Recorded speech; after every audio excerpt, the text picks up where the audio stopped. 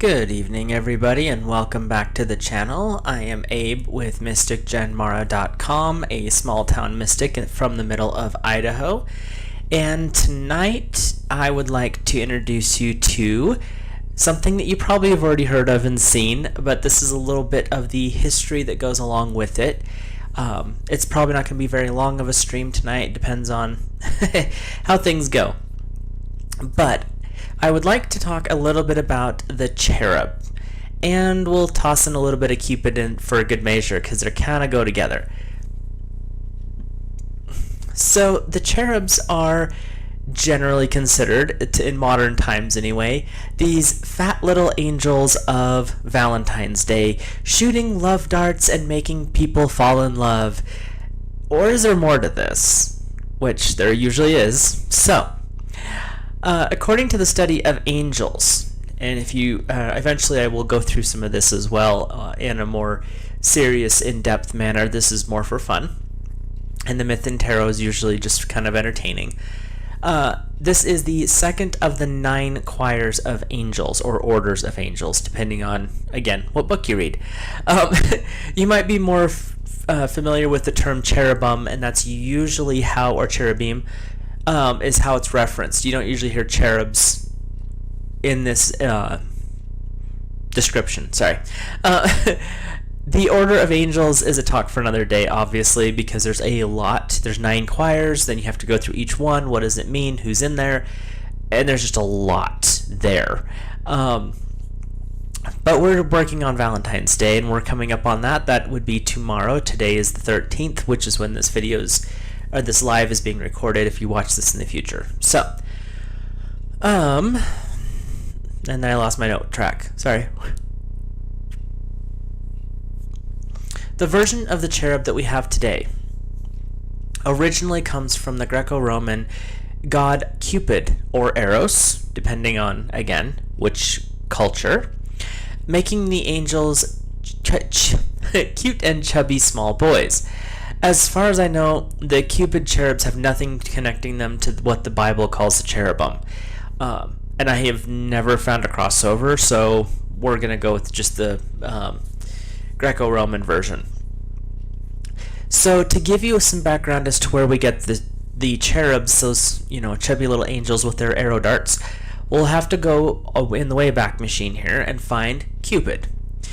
So Cupid is the Roman god of love, and Eros is the Greek god of love and lust, which Eros, erotica, there's a whole list of things that go along with it.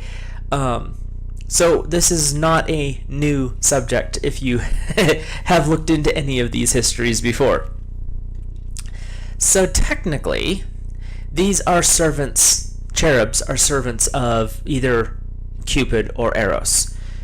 And as usual with these cultures, the gods were fond of playing with humanity. If you go by the Greek or the Roman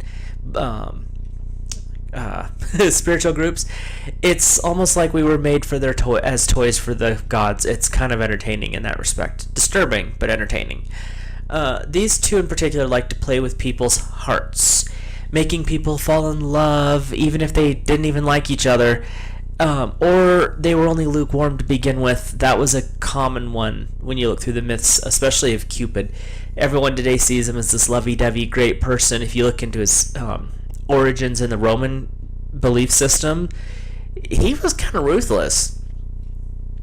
Oddly enough, the love that we see today plays out as some of the when you look at the people who've fallen for each other, from the outside, they can be completely incompatible, and you'll scratch your head going, how did that guy land that chick? Or why is he with her? Things like that where you're just like, this doesn't make any sense. But thanks to the belief in Cupid, these people can have the most intense, strong, long-lasting, loving, deep, committed relationships. And that's where it comes into that play of, in reality, matters of the heart are way beyond the minds of mere mortals. Not their hearts, just their minds. Originally, Cupid was portrayed as a young man in basically the beginning of his mature life. Sometimes he's portrayed as young as 16. Other places he's as old as 21. So it's within that area where you're not fully developed physically, but you're very active in other areas. Very pretty. That is one of the terms that is pretty... it was commonly associated with Cupid is the term pretty as part of the attractive. It's not the full, robust, rugged, manly, especially if you're looking at the Roman culture. Cupid was pretty, and that was definitely a way it was described. During the Renaissance, though, and this is where things get weird to me, they turned Cupid from being this youthful male at the peak of his the beginning of his amorous adventures. They changed him into a very young boy. Yeah, the Renaissance was not known for being moral. Anyway, around the age of 4 to 6 years old, depending on the painting, who is painting it, and kind of the area within the Renaissance. It was a fairly long period of time. And they added wings to make him more Christian.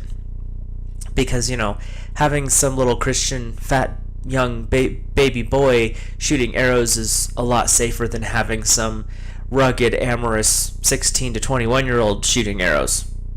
Or something. Who knows?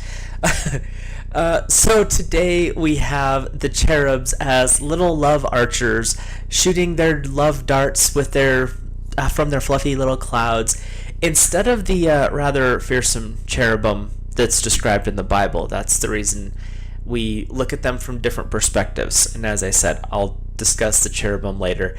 But the original cherubim of the biblical has very little to do with the romantic energy that we're looking at today. So these chubby cherubs are playful and full of romantic antics. They love making people feel warm and fuzzy, get all goo-goo-eyed and fluttering hearts. But this wasn't always the case. Cupid could be quite fierce when he set his sights on someone he wanted. And in most of the myths and legends that I have read, gender didn't matter much to him. He chased a guy as much as he chased a girl. He was just an amorous little fellow. In some myths, he carried the love and lust of his mother, who was Aphrodite, but also carried a significant chunk of his more aggressive father, Ares. So you have this romantic, loving, mothery figure over here, but then you have this I'm going to beat everybody up war god over here, and now you have Cupid.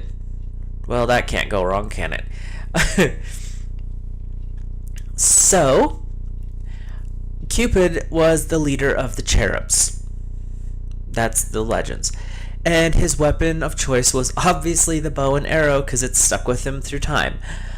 And that arrow originally carried desire and lust.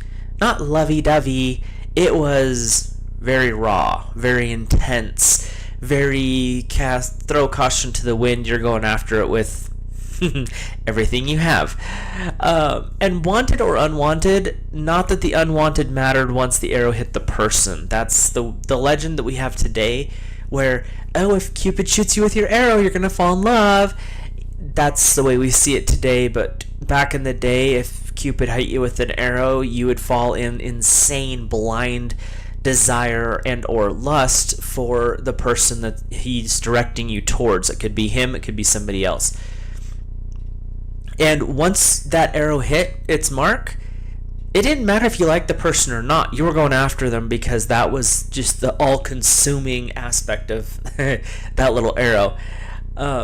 Cupid could use his power for good. He was one of the gods, so you could petition him to, make Susie down the street fall in love with you, or make Freddie across the road to fall deeply in passionate love with you.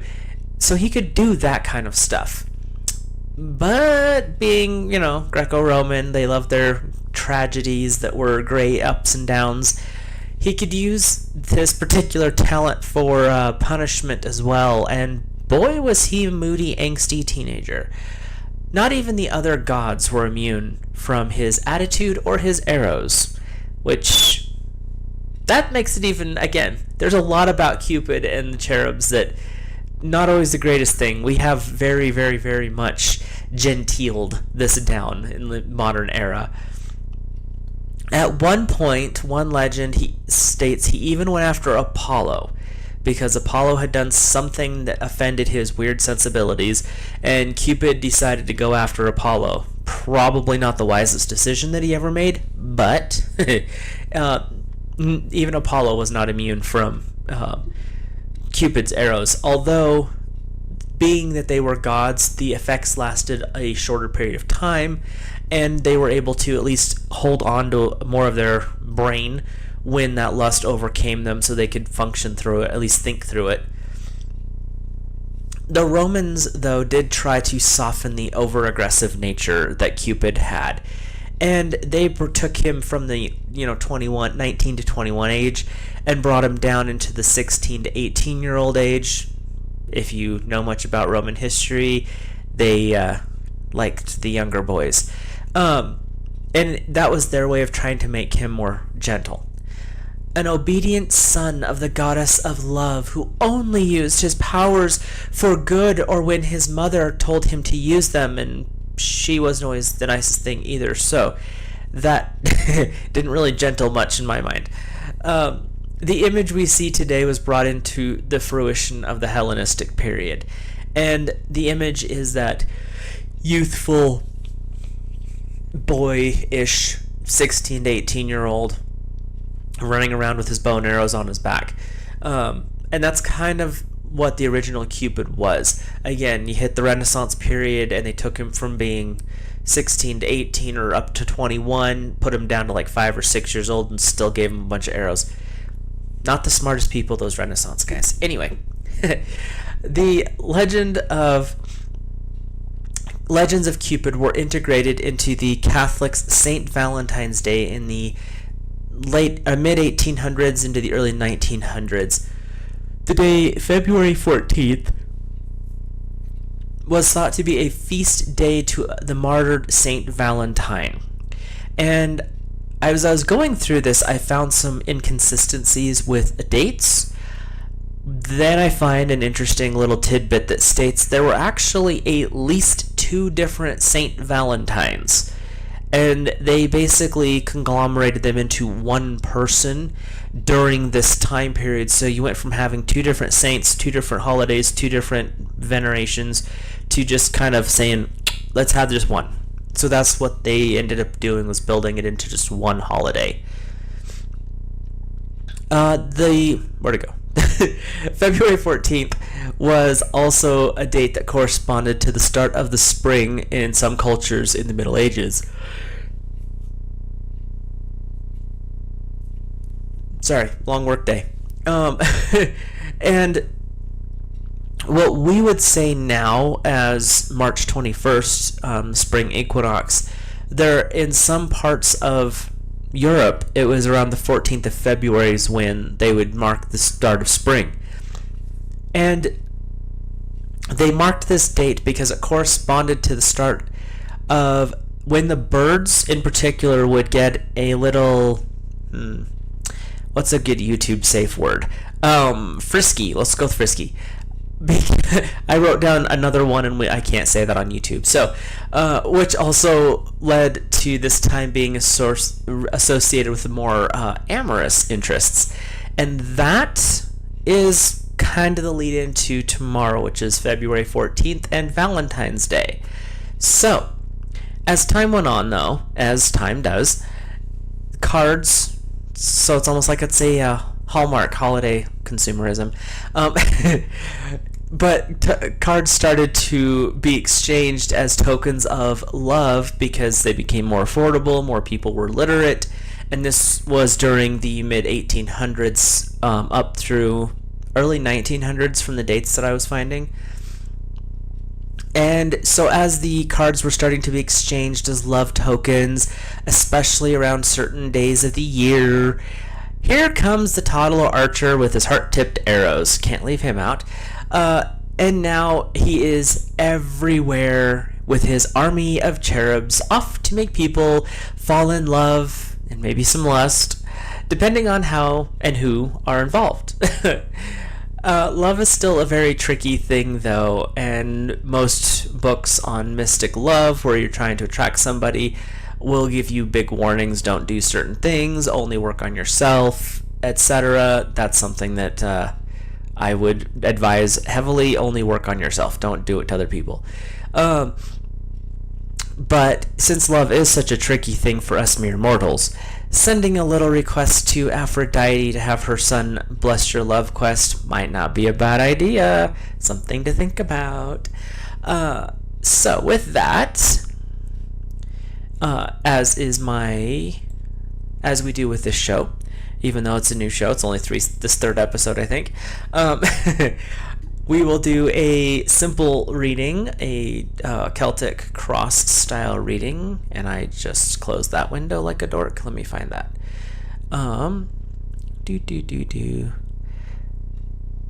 Where did I put it? That's always special when you close something and then you're like, where did I put it? I know it's here somewhere.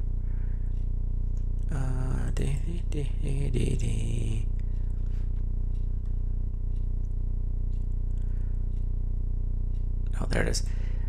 Because I, for some stupid reason, cannot remember the Celtic Cross spread to save my life, and I've been reading tarot cards for 20 years. So, I kind of need a little cheat sheet just to remind me which card goes where and what it stands for. I'm using the Tarot Art Nouveau, which is my most basic deck for this purpose. Not basic as in simple, basic as in it's the closest thing to Rider-Waite, since I don't actually own one of those.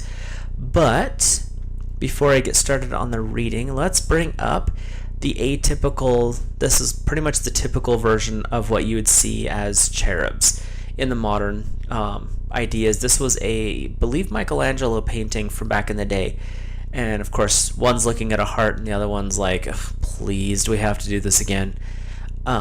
And then some of the more modern art that goes along with some of the cards, but you can still see in the little bottom cherub there we go, how he has kind of mischievous little eyes, and that's where you get into those tricky parts of the cherubs, because they're not always gentle, they're not always sweet, and sometimes they like to play games that only they understand. But that's where you get into that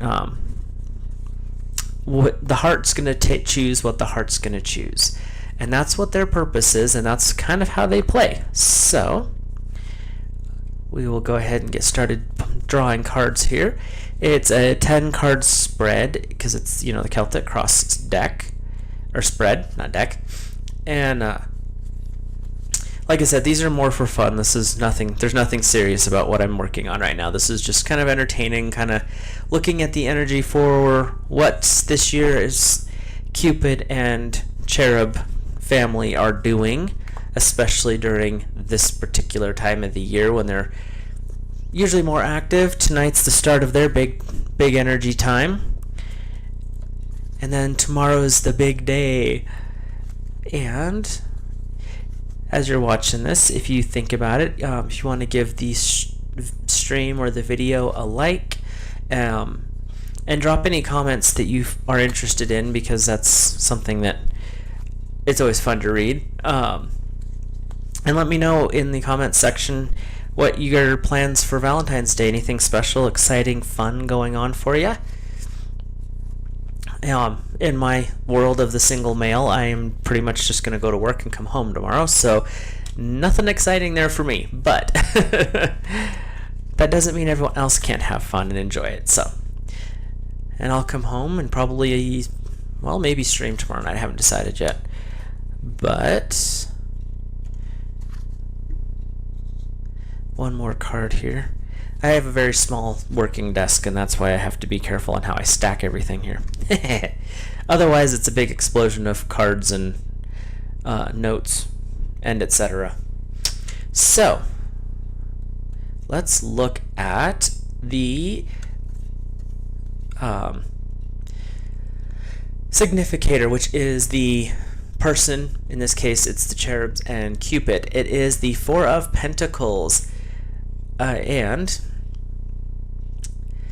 we've got some energy coming in that's looking like they're looking the loving relationship, but it's coming across as a little bit different, as in this is not your atypical boy meets girl, boy talks to a girl's dad. This is a more modern day version where there's a little bit more interest going on there, and there's a little less parental supervision as back in the olden days. So where the Cupid and the cherubs are right now is in a relationships pattern that is a little less than the stereotypical or atypical relationship. So the obstacle to our budding romance for Cupid and the cherubs is the Judgment card. So we have this stronger energy of, are you really sure that you want to make those decisions? So they are being challenged by their circle, and there's this, the circle around, and the circle is saying, are you sure you want to do this? Is this the right thing for you? So the cherubs and Cupid are looking at the pushback really from family of the people that they're working with. They see this as being a great opportunity for love and romance long term down the road. The family around them's going, what are you doing? And so this is their challenge, is overcoming this oppressive questioning what kind of relationship these people are in. So the influence, or the conscious, the above thought patterns, is number 15, the Devil card. So this is all about stirring up mischief, causing chaos, and rearranging how things are really going. So their higher guidance is to stir the pot, whether they're annoying the people that they're working with their couple to bring them together, and it's just annoying everybody around that couple. So that's kind of their energy, is they get to be a little bit devilish, a little bit cheeky, but what they're doing in the long term is actually going to benefit the people they're working with. The subconscious is the number 13, the Death card. So this is where you have to let go of things, and the cherubs and Cupid are really helping this new couple let go, maybe die to someone else's control, so they can develop their own relationship. This is really about cutting those ties, and not permanently, but you don't get to control me anymore. I hear you, I'll take your advice, but I'm making my own decisions. And so Cupid and the cherubs are saying, we're here to help you cut that tie so that you can stand on your own 2 feet and grow into the relationship that you're working towards. And so this is working, like I said, with the cherubs and the Cupid. So this is what they're doing, what their influences are, etc. And again, this is for fun, so take it for what it is. The next card is the Past card. It is the 8 of Chalices. And when you look at this 8 of Chalices, her face, she's very much regret. So this is the past in the Cupid and Cherub life, is there can be some regrets back there. I'm sure everyone has had at least one relationship, whether it became anything more than friendship or otherwise, where they kind of, why did I do that? They just have that regret. It sits in the back of their mind. And with the energy that you've got going on here so far for the Cupids and the Cherubs, they're saying you've got a lot of things that are being disrupted, and you're worried about a minor regret. Let it go. So the cherubs are being advised to help guide people to let go of their past and work towards a better future.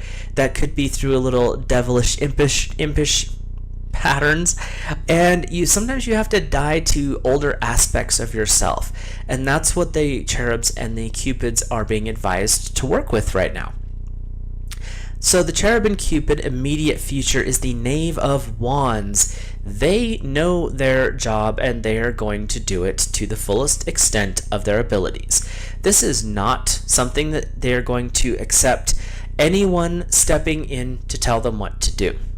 They control the fire. They control the wand. They are the powerhouse of the will and the passion, and they're going to do what they set out to do. And that's what their immediate future is, which is probably tomorrow. They are here to prove a point and to make a stand, and that is what they're going to do. So we'll look at their attitude at the moment. It's the King of Pentacles, and this ties right into it. Their attitude is no is not an answer for them. It's not. They're going to do what they have set out to do. And their attitude is really bullheaded, really stubborn. But being in Pentacles, you're working with the house and the home. They know what they're doing. Whether you like it or not, that's not the point. They know, and they're going to make sure that it happens. So, their environment, where they are at, is the Knave of Chalices. Again, you're working with the emotions, but they also have a job, and they're going to do their job. Now, their job happens to involve your emotional state, unfortunately. So they are going to work within your emotional boundaries, but they're also going to push those emotions. So if you're someone who shuts themselves off, the Cupids are going to come in and be like, oh, you think so? Watch this. It's going to blindside you. It's going to come completely out of the blue, completely out of left field, somewhere where you're not even looking. But that's what their job is. You have the Knave of Wands in the future. So their direct future is they have a job to do. They're going to inspire that passion and they're going to move forward with it. But in their environment, which is the world around them, they also understand that there's a little bit of a militant way for them to do what they do, and it is going to have to work through your emotions, and it might be a little rough, especially that transition from being, single and free, or how you think you're free, and they're like, yeah, no, that's not how this works. So now we're on to the hopes and fears, and it is the Fool. It is starting a new journey. So they are here, and their hope is to help you find new love. Their fear is that you're going to find new love. Because once you have been struck by Cupid's arrows, the cherubs have got you, it kind of buffers you from them striking you again. You get wrapped up into that relationship and then you stay there. Then it's your option, your choices, whether you stay in that relationship or not. But their hope is that they get you and they get you a good one. But their fear is they get you a good one because then they can't do it to you again. So that's where their hopes and their fears are, and that's that beginning. They want you to get that new beginning, but they also don't want you to get it because then they can't give you another new beginning. Why? That's just their job. That's what they do.